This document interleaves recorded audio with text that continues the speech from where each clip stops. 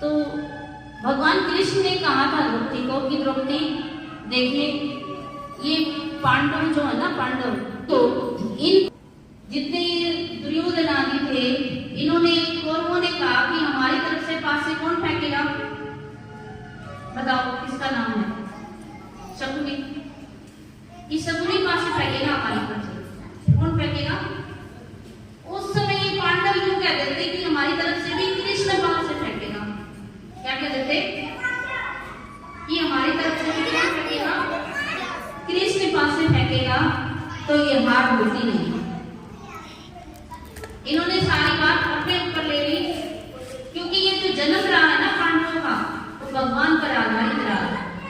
जहां इन्होंने भगवान को छोड़ दिया वहीं ये आ गए, और जहां भगवान को साथ दे दिया तो 5 पांडवों ने अक्षोहिणी सेना का विनाश कर दिया। बोलिए कृष्ण कन्हैया लाल सांवरिया सरकार की जय। तो नारद जी की बात चल रही है भक्ति देवी से। तो नारद जी ने कहा कि तुम भक्ति देवी द्रौपदी की तरह कृष्ण भगवान को पुकारो, तो आएंगे भी और तुम्हारी पीड़ा को दूर करेंगे। तो भक्ति कहती है कि भगवान यहां से गए तो उन्होंने कलयुग को आने ही क्यों दिया? जब हमारे बीच में भगवान आ जाए फिर उसके बाद बुरा समय आए तो गलत है नहीं। तो भगवान ने इस कलयुग को आने ही क्यों दिया? कलयुग आने कलह कलयुग, तो कलयुग को आने ही क्यों दिया? तो नारद जी ने कहा कि देवी जिस समय भगवान धराधाम पर जा रहे थे वापस, उस समय आपको आपकी सेवा में भक्ति के साथ में मुक्ति दी थी। क्या दी थी? मुक्ति प्रदान की। और मुक्ति आज कहाँ है? सत्यलोक में है, ऊपर है, मुक्ति धाम में कहते हैं। तो मुक्ति ऊपर है। भक्ति भी कहते हैं कि भक्ति तो भागवत में समाहित है, और जो हर जगह भक्ति हो रही है वो भक्ति नारद जी कहते हैं वो तुम्हारी परछाई ले सकते हैं। और जब तुम बुलाती हो मुक्ति को तो मुक्ति आती है, ये कहा। और आपको ये कहा था भक्ति को कि तुम मेरे भक्तों के हृदय में रहना। भक्ति ने पूछा था भगवान से मैं कहाँ रहूं? अब तक तो मैं आपके चरणों में थी, अब कहाँ रहूं?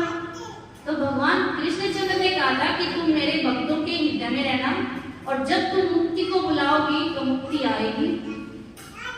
उसका जो काम है वो मुक्ति करेगी। तो भक्ति और मुक्ति और ज्ञान और वैराग्य आपके दोनों पुत्र थे, तब चेतनावस्था में थे। अब ये लोगों के अंधकार के कारण ये चैतन्य नहीं। अब हमारे अंदर कितना वैराग्य है, कितना ज्ञान है, सबको पता है। आएगा कहां से? या तो हम शास्त्रों का अध्ययन करें दिन रात एक करके, या फिर हम भगवान का नाम का कीर्तन करते रहें। कुछ ना कुछ हम करते रहे, तभी हमारे जीवन में भक्ति और मुक्ति का आगमन होगा। तो नारद जी कहते हैं, नारद जी ने बहुत अधिक प्रयास किया। जो ज्ञान और वैराग्य थे उनके कान में जाकर के खूब कहा, मुखम संयोज्य करणांते शब्दमुच्चैः समुच्चरन् ज्ञान प्रबुद्धतां शीघ्रं रे वैराग्य प्रबुद्धतां। हे ज्ञान हे वैराग्य क्या करो? जागो, उठो। और उन्होंने क्या किया? वेद वेदांत घोषैश्च, वेद वेदांतों का घोष किया, उसके कान में बोला। गीता पाठै मुहुर्मुहुः, और गीता का पाठ सुनाया उनको। बोध्यमानं प्राय तदा तेन कथं चित्तुत्थितो बला। वो थोड़े बहुत उठे, फिर पड़ गए। कई बार आलस्य होता है ना, आलस्य इतना आ जाता है कि हम उठना चाहें तो भी नहीं उठ पाते। एक श्लोक आता है 6ठी 7वीं क्लास में बच्चों के पाठ्यक्रम में है वो, आलस्यम ही मनुष्याणां शरीरस्थो महान रिपु। आलस्य मनुष्य के शरीर में रहने वाला सबसे बड़ा शत्रु।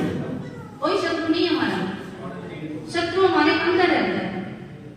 सुबह सुबह हम उठना चाहेंगे तो मन क्या कहेगा कि सूरज थोड़ी देर हो, आज तो ठंडी हवा है, आज तो मौसम ठीक है। ये हमारे अंदर रहता है आलस्य। ये हमें कुछ करने दे, कुछ ना करने दे, तो इस पर डिपेंड करता है। अब कई माताएं घरों में बैठी हैं तो विचार कर रही होंगी जाऊं नहीं जाऊं, क्या पता कितनी देर तक कहाँ चलेगी। तो ये है मन। ये मन है ना, विचलित करता है। लेकिन आप पूरे गांव में एक बार ये बात बता दें, ऐसी कथा शायद सुनी होगी तुम जो आज यहाँ कथा सुना, पूरी कथा सुनाऊंगी जो अपने भागवत में लिखी हुई, वो अक्षरश सुनाऊंगी, जो लिखा है वो बता दूंगी। क्योंकि मैंने रात दिन लग करके इन शास्त्रों का अध्ययन किया और उसका सार निकाल करके मैंने 7 कॉपियां बना रखी हैं अपनी। तो वही चर्चाएं होंगी जो हमारे भागवत के अंदर लिखी हुई। तो ज्ञान वैराग्य को चेतना अवस्था में लाने के लिए नारद जी ने बहुत अधिक मेहनत की।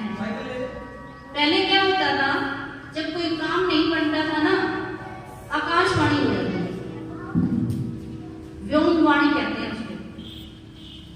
व्योमवाणी तदेव हो मां ऋषे विद्यतामिति उद्यमा सफलस्तेयं भविष्यति न संशय। हे नारद जी, तुम जो मेहनत कर रहे हो ना इनको जगाने का, ये जगेंगे, ये तेरा जो उद्यम है वो सफल होगा। ये आकाशवाणी। आकाशवाणी ने क्या कहा, एतदर्थं तु सत्कर्मं सुरसे त्वं समाचर तत्ते कर्मः विधास्यन्ति साधुवः साधुभूषणम्। इसके लिए तुम सत्कर्म करो।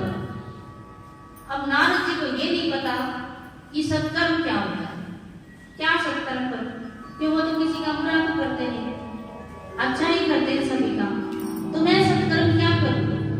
और उस सत्कर्म के लिए कईयों से पूछते हैं कि भाई जो आकाशवाणी सबने सुनी है, अब हम यहाँ कथा कह रहे हैं आकाशवाणी हो जाए तो सभी सुनेंगे ना, तो सबने सुनी है, तो सत्कर्म क्या करूं मैं, ये बताओ, सबसे पूछते हैं। तो कई तो डर के मारे नहीं बता रहे कि जब नारद जी के द्वारा भी वेदांत उपनिषद सुनाने से भी ज्ञान वैराग्य जागृत नहीं हुए, तो हम तो क्या जगा पाएंगे। और फिर कहीं कुछ बोल ना दे नारद जी, इसलिए कोई कुछ बोल नहीं। तो नारद जी ने विचार किया कि मैं अब तब करूंगा, क्या करूंगा।